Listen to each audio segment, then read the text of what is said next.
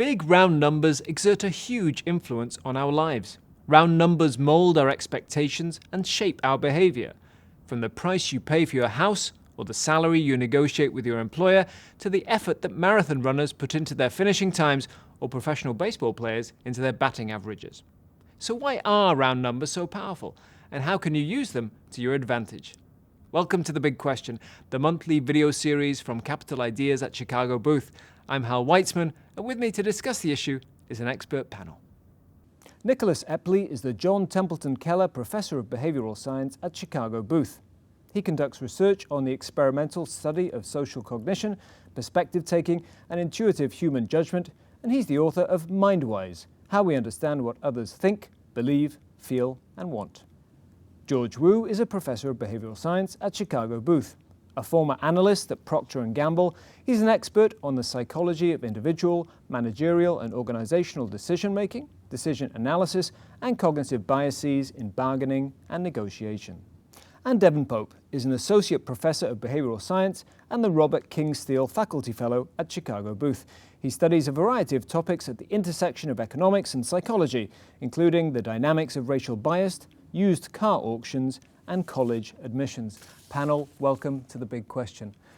Devin Pope, let me start with you, because your research is all about these round numbers and the power they have to shape behavior. Tell us about some of your findings. Yeah, so we oftentimes think of people should consider numbers to be some continuous metric that we can use in transactions and in lots of economic markets. But a casual look at a lot of markets suggests that numbers aren't kind of this continuous metric that people use. So one obvious example is stores will set prices at $2.99 or $5.99. But it goes a lot beyond this as well. So in research that I've done with various co-authors, we show, for example, that cars, when cars have 99,000 miles on them or 79,000 miles on them, they sell a lot better than when they pass over a 10,000 mile threshold, so 100,000 miles or 80,000 miles. So you can get about $200 more for your car if you sell it right before that threshold. Similarly, in college admissions, you find that individuals are way more likely to retake the SAT if they fell just short of a round number. So if you got a 1290, you're going to be a lot more likely to retake than if you got a 1300. But presumably in that case they're retaking because the admissions staff at the university actually care about that threshold. Yeah, exactly. So one interesting thing, is this about the people themselves and they care within themselves, or are they just worried about what other people are going to care? So who's biased here, right? Who cares about these round number cutoffs? And I think in different settings it's different people. Work that George and I have done together look at marathon runners and show that they care about ending a marathon just under a round number. So they'd really like to finish in a sub 4-hour marathon, for example. And this is an example of one where it's probably more about them carrying themselves, although it also could be about telling your buddy when you get to work the next day that you ran that 3 hours and 58 minute marathon. Right, under the 4-hour mark, which is also important. Tell us also just briefly about your baseball research. Yeah, so baseball players and sports in general, I think is definitely not immune to caring about numbers. So one example is that baseball players will oftentimes go through great lengths at the end of the season in order to finish with a batting average that hits a 300, for example, rather than end at a 299. So they might sit out their last game, or they might do other things in order to make sure they achieve that 300 benchmark. Okay, so very powerful forces that kind of shape behavior across the board, and we haven't even talked about money, salaries, and house prices, which we'll come to. George, why are these round numbers so powerful? I mean, there's something almost inefficient in the way you talk about it. You know, the market, if left to itself, would not settle necessarily at a round number. So what's going on there? Yeah, I think there's a couple things. Is that, first of all, round numbers are natural things for people to gravitate to.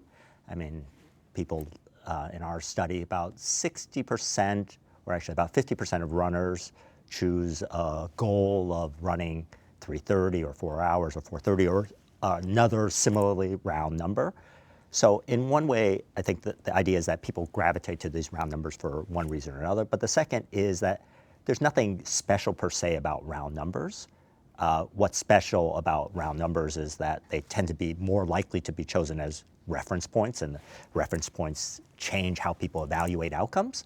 But once people pick a number, whether that's a round number or not round number, that changes whether people look at behavior below or above that reference point as a success and failure. Okay, but they're more likely to They're more likely to choose that round number in the first place. But if you chose 405, maybe that would act similarly to 4 hours. It's just that people are much more likely to choose 4 hours. Okay, Nick Epley, let me bring you in. Do you have a view on why these round numbers are so powerful?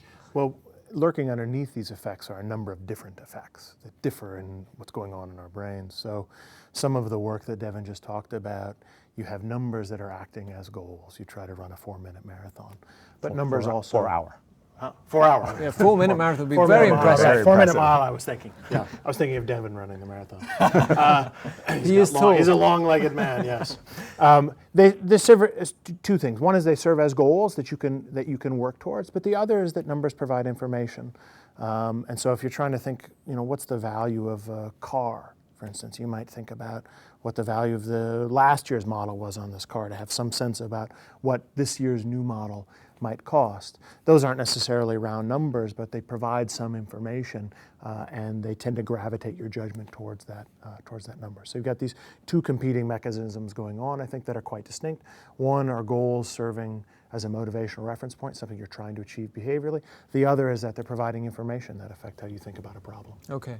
And if I could add something, I think the information is different in different kinds of contexts. So, say in something like negotiation, if you use a round number, you're kind of inviting people to make a concession, or you're saying that, something around this is kind of where I'm starting, but it's meant to be purposely vague. In some ways, it's a soft way of entertaining a counteroffer and things like that. I think people largely construe it that way, whereas if you say something that my first offer is $11.15, presumably that's meant to infer that, or I want Nick to infer that there's some meaning for that, there's some specificity, I'm less likely to budge from that particular number. And indeed, that's how people react in those. So I want to come more to the strategy and how we use them to it, but you're suggesting there that a round number sort of is like well, more or less. Yeah, in a lot of cases, it's this gentle way. I mean, I think in other kinds of situations, I think and that's one sense in which, at least for negotiation, it's meant to construe flexibility and things like that. But on the other hand, in other kinds of situations, I think it construes the opposite, inflexibility. So if you have an aspiration to be a millionaire or something like that, that's a clear category. $995,000 isn't in that category, $1,000,005 is. And so the idea there is that presumably if people are going to move off of that number, they're not going to move to 990,000. There's nothing that's arbitrary about $1 million. It is arbitrary in some way, but it's defined in a way that really sets up a specific category. Although $1 million is sort of an arbitrary figure, and in house prices we see that very much. I will not pay more than $350,000 for this house or whatever. And similarly, on the other side, I will not sell for less than 400 or whatever. Yeah. Tell us about what you found looking at house price negotiations. Yeah, so you see a lot of clumping at these round numbers. So it's very, very hard to sell a home for $510,000. It ends up that during the negotiation process, you end up at $500,000, even if your list price was $529 or $539 or something. And yeah, so you see this in a lot of places. It's just very hard. These round numbers just seem to attract people to them, and you end up at these, even though they are arbitrary. And it's interesting, if you move metric systems, right? The point is that these numbers really are arbitrary. So for example, in our car research, while we see drops in value for cars at 10,000 mile marks, if you move to Canada, where we also have data, then you see drops in value at the 10,000 kilometer marks, right? And no drops at the 10,000 mile mark. So it's very arbitrary. It doesn't fit kind of the economic models that we write down that would just predict smooth depreciation in value. Right. I wanted to pick up on something you started talking about earlier, George, because you're an expert in goal setting. So tell us about how is goal setting different from these round numbers? Is a goal sort of more likely to be a round number? Does it work better if it's a round number? Yeah, I mean, I think that, and Nick was getting at the fact that there are lots of things that are behind why round numbers are chosen and why they're effective and things like that. I mean, I think one thing is that it's clear that round numbers are more memorable. I mean, if you chose 4 hours for a marathon, or the idea is that you're going to lose 10 pounds this month or whatever, those are round numbers. You don't forget those things. If you chose 11, the next day, did I choose 11? Did I choose 12? I have no idea. So there's something about the specificity that's going to contribute to you remembering it. So I think those are reasons that these things are likely to be powerful in a lot of ways. And the other thing, I think that because other numbers, even though in some ways, maybe 11 pounds this month, maybe that's really what I should be aiming at. The fact that 10 is a convenient number and things like that.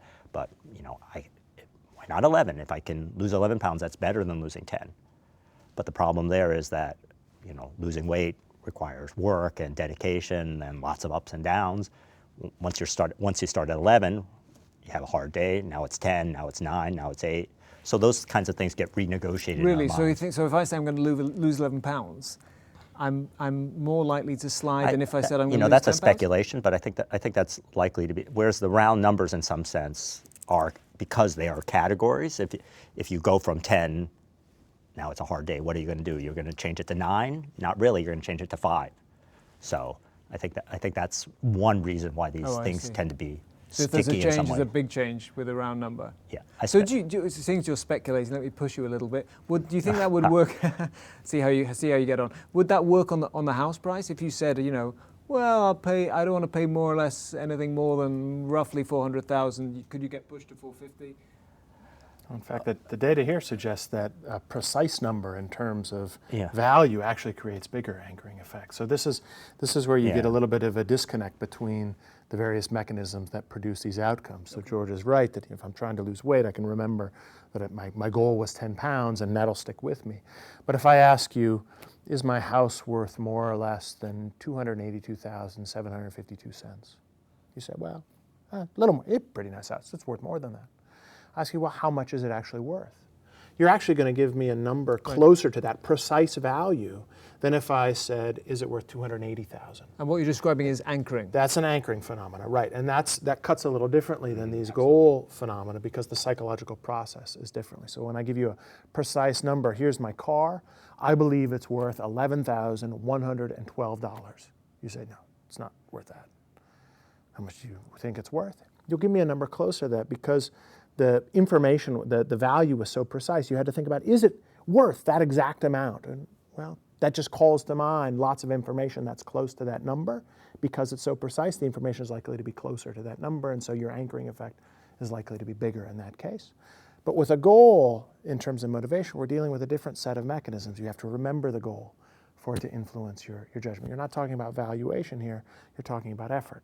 For that, it has to be top of mind, you have to be able to recall it. And so sometimes you can get interesting differences on the effect of some variable, say the roundness or the preciseness of a number, on behavior depending on what the mechanism is. Okay, so we have anchors, goals, round numbers. Can you tie them all together? I mean, how do these you said they're different sort of impulses, they're different psychological processes. How do they interact?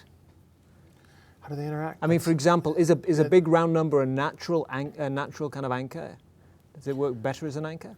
That's a good question. I don't know the answer to that empirically. That's the thing that when these kinds of questions come up, we would have to go to the data, we'd have to run an experiment. I don't know the answer to that. One way to think about this, if you're just thinking about how do you use this kind of information, is you have to think about what's the variable you're aiming towards. Is it a goal-directed kind of behavior? I'm trying to work harder at this. Then you get one set of outcomes. Round numbers seem to produce pretty strong goals that you're more likely to work towards. Specific numbers might less, although, as George pointed out, that's an empirical question there. We don't know that for sure. But in terms of valuation, where the question isn't how hard am I going to work for something, but what is something worth in terms of salary or the value of a house or a car.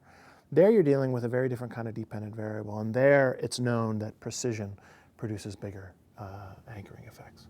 Okay. But I think something that's interesting about goals is that there's a little bit of both things in goals, and the one aspect of goals is it's about expectation, and it's about a prediction about, I can ask you, how many pounds can you lift, how many times can you bench, 150 pounds, and that's an expectation question, and that's the kind of question which is exactly amenable to these kinds of anchoring kinds of things. On the other hand, there's these extra things that are layered on once that particular number is actually formed as a reference point or as a goal or something of that sort. So, that division's not exactly clean. To what extent do these effects depend on people being ignorant of the true value of things, their true ability to run? If you really track yourself, you would know how fast you could run a marathon. Maybe you could run it in 3:54. So you might be, you might be not pushing yourself as hard as you could. So to what extent do all these effects, anchoring, goal setting, and the effect of round numbers, depend on people being somewhat ignorant of whatever the accurate value or their accurate ability might be? Devin, do you have a view on that? Yeah, I mean, I think Nick knows this the best. I think it's in the anchoring literature, it's going to be most effective in situations where you don't have a clear idea of what the true value is. So does that mean they just don't work if you have a sense of what the value is? I mean, they don't work as well. If you know exactly. Let's try this right now, Hal. Let's try this right now. Are there more or less than 10 mugs sitting on the table in front of us? Don't look. There's fewer. How many are there actually sitting on the table? There are three. There are three, yes. So when you're in a case like that, you're not going to get anchoring effects because there's certainty, right? But most of the world isn't certain like that. And in fact, our memories are faulty. We have hopes and aspirations, right? So when you're running a marathon, what are you exactly going to run? Well, I've never run a marathon before, if you can't tell. I'm not a marathon runner. And so I would really have no idea. So my range of plausible outcomes is really big. So I would be hugely affected by an anchoring effect, at least in terms of the number I might estimate. Maybe George has run a lot, and so his range of plausibility is narrower. But even within that range, he's going to be affected by an anchor. And it could be big because his variability is smaller. But there's almost always a little bit of uncertainty in almost any judgment. What's a house worth? What salary should I receive for this job? How many papers I'm going to publish this year? I mean, all of these things have some, we have some sense about them, but there's also a lot of wiggle room. And that's where these external forces, these anchors, these reference points, that's where they really affect our judgment. And do we know anything about do anchors work better if I tell you, take out the example of mugs on the table. I tell you the house is worth $400,000, but you do some research online. Is one more powerful than another? Is a human interaction more powerful than if you did your own research? And I'm thinking of the typical example where someone buys a used car, they look online, they actually go to the dealership, and there's all sort of extra costs because of this and that and tax and license and whatever else, and it ends up being much more expensive than the price they were kind of told it was going to be. So here's where the mechanisms of these effects really matter a lot. So one of the things that goes on, if I ask you to estimate the value of this, and you know that I am a mug collector, right? So I know what this is worth, and I say, is this more or less than $10? I'm a mug collector. You think, well, he probably knows something about the value of mugs, so I'm a pretty credible source. And so you might think, well, I don't think I pay that much for it, but he thought it was in the ballpark of $10, so I'll guess it's close to that. You've made an inference about the credibility of that anchor value, and then it affects your judgment. You give an actual estimate that's closer to that value. So the credibility of the source really matters quite a bit on this. But the interesting thing about anchoring effects out in the world is that they show up even when the anchor value is just totally arbitrary. If I pulled a number out of a hat, right, more or less than, you just give me a number. You got a hat with numbers in it, which you always carry around. I pull a number out of this. It says 20. You're going to give a higher number there than if I pulled one out that said 5. So you even get anchoring effects when there's no apparent information value in the anchor itself, but the effects are even stronger when you make an inference that maybe there's some credibility to that number. Okay. I want to turn to talking about the strategies that how can we actually use these effects to our benefit. Let's start with round numbers. So what would you suggest that, say, we referred earlier to salary negotiations, which is the big one. People have no idea how to handle those. What are the kind of the things that round numbers, can you deprogram yourself from the lure of round numbers? Maybe say I'll take less than the $100,000 salary if I get something else, and that makes you a more attractive candidate. Or what would your advice be? Yeah, so I think the first step would be the fact that you can oftentimes just take advantage of the fact that other people have these biases. Right. Right? And so if you're an employer and you're deciding whether to offer someone a wage of $98,000 or $102,000, and you're thinking about which one to do and you're kind of on the fence, there's going to be a clear difference in the value that they're going to see these numbers at. Right? Or, one of my favorite examples are diamond dealers. So diamond dealers, if you look for on the market for loose diamonds, there's lots and lots of diamonds available that are 1 carat and 1.01 carat diamonds, where there's only just a handful of 0.99 carat diamonds. They just don't cut 0.99 carat diamonds because they know they don't sell as well. Right? And so if you're in one of these businesses that have customers that some of them are going to be biased in this way, you've got to make sure that you're taking advantage of that. Another example would be if you're a college admissions officer, you might actually want to go look for the people that have a 1290 on the SAT. Right? The other college admission offices might be discounting them in certain ways, and those are the real steals. Right? Find someone with a 1290 that has great letters of recommendations and other things. And that might be just the perfect arbitrage where you can go in and find someone that's just that. And similarly, I suppose if you were looking, if you're going online looking for a house to buy and your limit is a round number, $400,000, you might want to push it slightly higher because you'll get a larger set. Yeah, absolutely. Right? Be willing to sell your house for $395 if that's going to make someone very happy. Right? Or be willing to sell your car before it hits 90,000 miles on it. Okay, and similarly, I suppose if you were buying a house, you might be able to offer, let's say, 305 sounds much better than 299. Absolutely. Okay. What about anchoring then? Is it possible to kind of deprogram yourself from this? Can you show yourself another arbitrary number and somehow bring yourself back down, or how can you? Yeah, so you can consider why might this anchor value be wrong? That's one thing that will reduce the effect of an anchor. So somebody suggests that they think your position is worth $50,000. You can ask yourself, well, why might that value be wrong? That's one thing that you can do.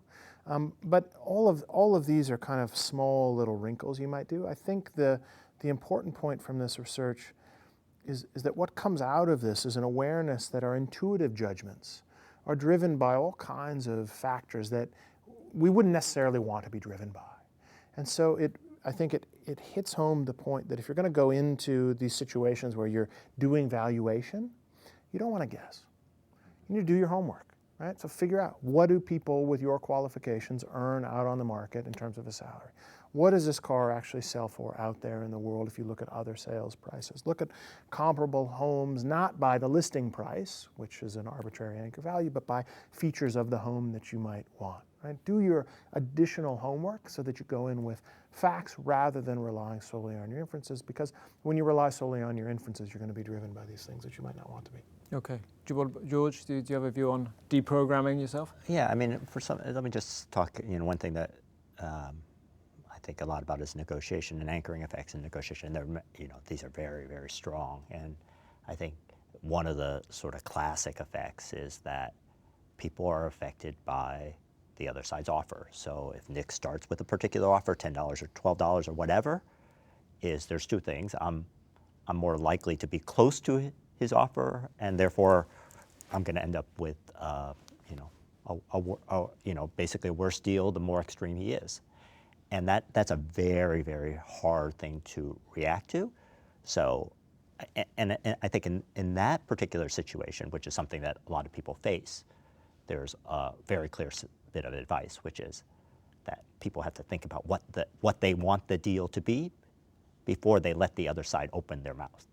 And once they think about it after Nick basically makes an offer, I'm done. It's over.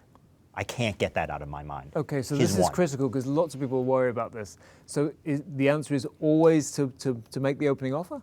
No, not necessarily. Because you set the anchor? I mean, it's good if you make it. I mean, the problem there is you want to make the opening offer if you know how to make it effectively. This is a more narrow statement, which is if the other side is going to make, in a lot of situations, one side is really kind of required to make the first, Nick's selling something, so he's going to start with a price. That makes sense. Now I can try to interject but if I know that Nick is going to start with something, then what I want to do is I have to think about the value or what I want the deal to end up at before I hear what his And number is. adjust my counteroffer Right. accordingly. That's right. And if he blunders and comes up with a terrible first offer, I can take advantage of that. That would be great. On the other hand, if he does the smart thing and comes up with a really, really clever first offer that would throw me off, I know how to adjust. I know that I have to do the counterproductive thing, or the thing that's really counterintuitive to do, which is that the more extreme he is, the more extreme I've got to be the other way. And nobody, that's not something that anybody's prepared to do, on the fly. So that's a particular situation where you have to understand exactly what it does, how you're going to react, and you have to do what Nick was saying, is do your homework and figure out where you want to be ahead of time. And I wonder if also if you see, anchoring is something that is often quite obvious. Someone is trying to anchor you. If you see someone trying to do it, should you call them out? Well, how did you arrive at that figure? Those are cases in which it's likely to be ineffective because you're saying this person is Okay. pulling my leg, right? I don't believe this to begin with. Well, It's but if not it like works everybody- coming out of a hat, I mean, it's... Well, it works coming out of a hat because I ask you, how does this, is this value Right. right or not? It's not clear that the person's trying to deceive you, right? So if it's clear I'm trying to deceive you with the value of the mug, it wouldn't have as big of an effect on your judgment. Do you call somebody out on it? That's a good question. Again, that's an empirical question. I don't know the answer to that. I don't know of any study that has looked in a negotiation context, for instance, where you say, look, you're trying to lowball me with this offer. I'm not going to do that. I don't know what the consequence of that is. Well, I wonder empirically also, speaking. because you say the way to arm yourself is with information. Yeah. I know this salary. Yeah. So how did you arrive at that figure, may I ask? Right. Yeah. Part of it gets at which is that, the problem in a lot of situations is I don't know exactly what informational value an offer has. Sometimes it's really pretty informative. People are fair. They come up with first offers that are reasonable. They know a lot more about what this antique is worth than me. Other times, I'm in the marketplace in Morocco and things like that, and that's a very, very different script. But the problem is, in some situations it's clear that it's informative, and in a lot of situations it's clear that it's not. In most situations, it could be informative, it could not be. And at least one of the things that I suspect that that this kind of question does is it basically tells you whether this number was pulled out of the hat, or whether this number is something where, the reason I came up with this number is it's based on this sale, this sale, and this sale, and this sale. So I know a lot. You should believe I'm credible. Now, of course, those could be picked self-servingly. They're likely to be picked at the top of the market, things that are advantageous for me. Nevertheless, I've established some credibility. And you also said, to come back to round numbers, you said at the beginning that credibility is will almost be reinforced if you have a very specific, I know I am worth, $58,323 dollars a year. Yeah. Based on these criteria, rather than about 60,000. Yeah, and one thing I think that people, and there's studies which show that weird oddball numbers in negotiation help. I suspect that they're not going to work as effectively if you ask people, how did you come up with $58.23? Well, I was told to come up with a crazy. I'm crazy. I made the number. I made that number. Did I up. mention that I'm crazy? Yeah.